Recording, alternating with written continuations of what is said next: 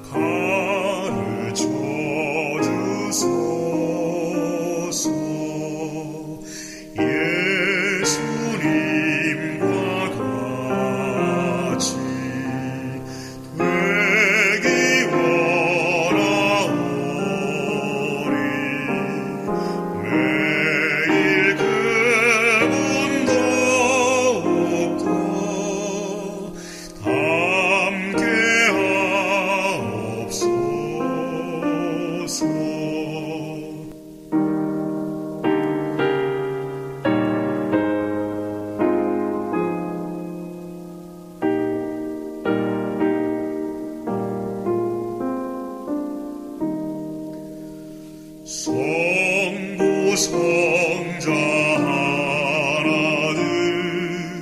우리 하나 되는 법 알게 하여 주시면 주님 닮게 되리.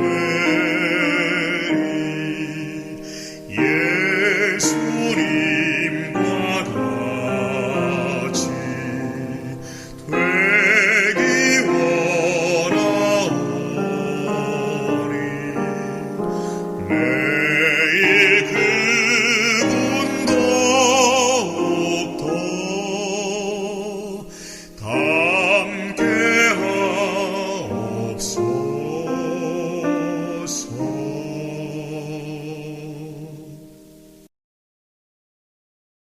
운전을 하다 보면 P턴 표지판을 종종 보곤 합니다. P턴, 즉 우회로는 좌회전을 바로 하지 않고 멀리 돌아서 가는 도로입니다. 때로는 왜 굳이 멀리 돌아가야 하나 싶을 때도 있습니다. 그러나 오히려 좌회전 신호에 막히지 않고 원활하게 원하는 목적지로 더 빨리 갈 수 있는 것이 바로 우회로입니다. 오늘 기도력은 내 인생에 대한 하나님의 우애로에 대해 말하고 있습니다. 장 칼뱅은 사제가 되기 위한 교육을 받았다. 종교개혁 신학을 처음 접했을 때 그는 자신의 오류에 대해 인정하려 들지 않았다.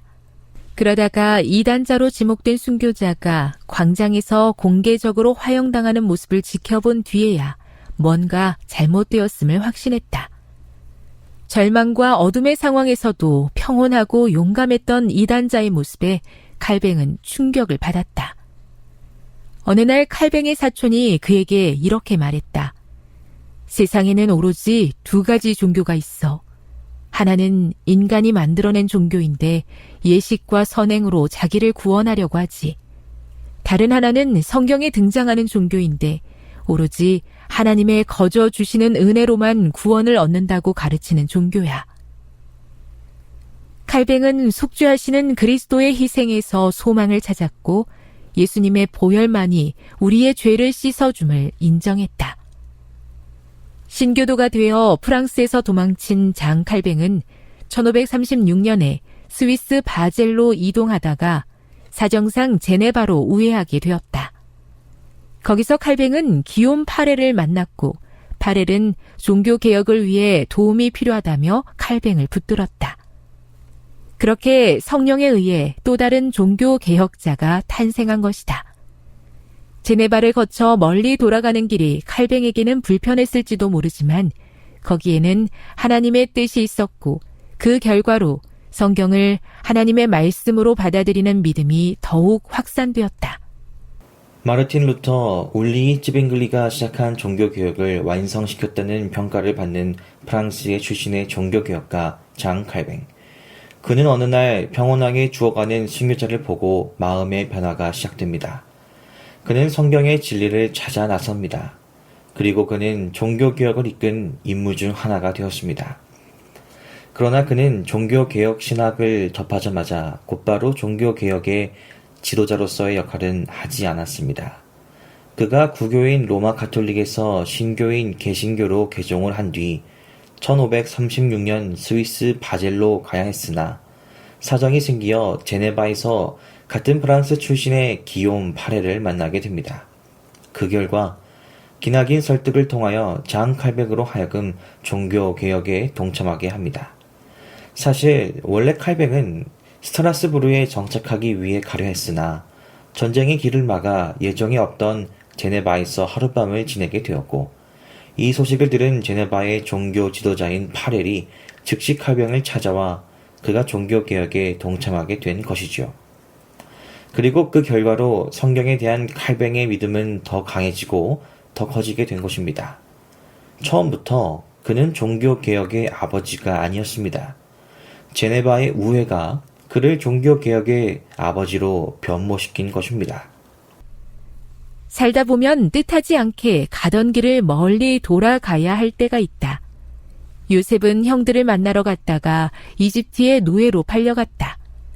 그럼에도 나중에 이집트에서 형제들을 만난 뒤 요셉은 이렇게 말했다. 그런즉 나를 이리로 보낸 이는 당신들이 아니요 하나님이시라.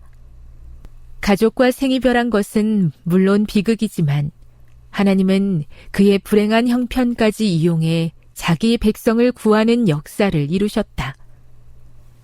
우리에게 불행이 닥칠 때도 하나님은 그 불행을 통해 역사하실 수 있다.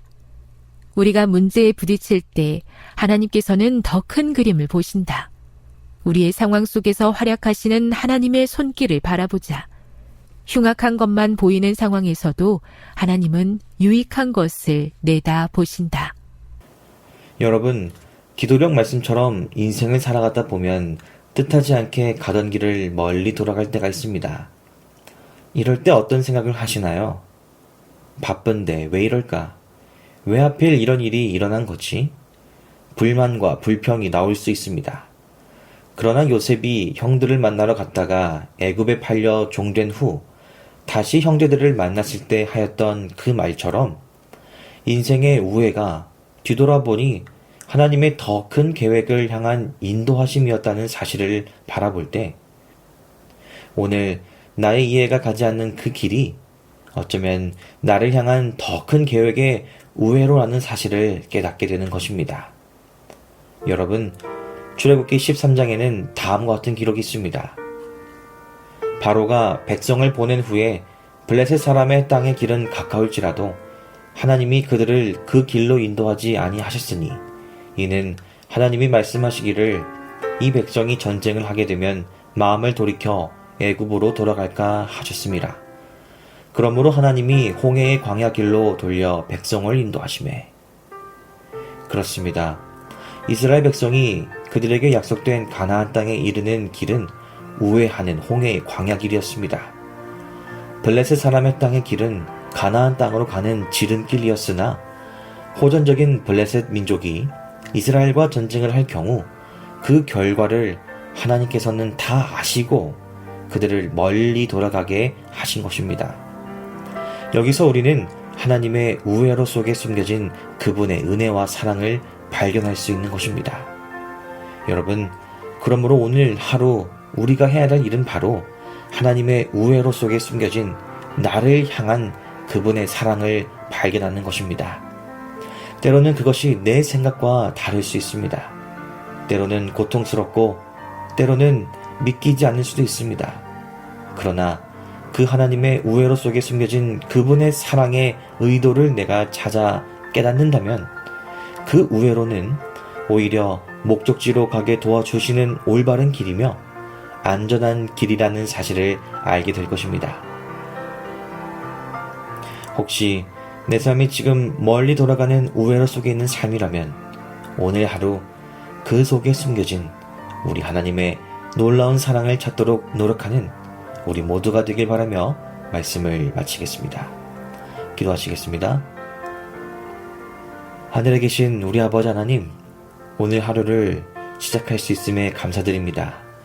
주님, 혹시 저의 삶이 남들보다 저 멀리 돌아가는 것 같고 제가 보기에는 전혀 그 의도를 알 수 없는 듯한 인도하심이라고 생각된다면 오늘 하루 하나님의 우애로 속에 숨겨진 사랑의 의도를, 그 인도하심을 찾아 깨닫는 하루가 되도록 도와주시옵소서. 세계 선교를 위한 기도로서 정남웅 심은정 선교사 가정을 위하여 기도드립니다. 이 가정이 대만의 신정행복국제교회에서 주님의 일을 할 때에 이 교회에 주님의 참된 제자들이 양성되도록 도와주시옵소서.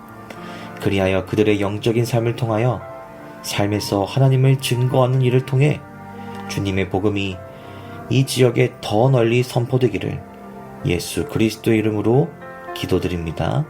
아멘.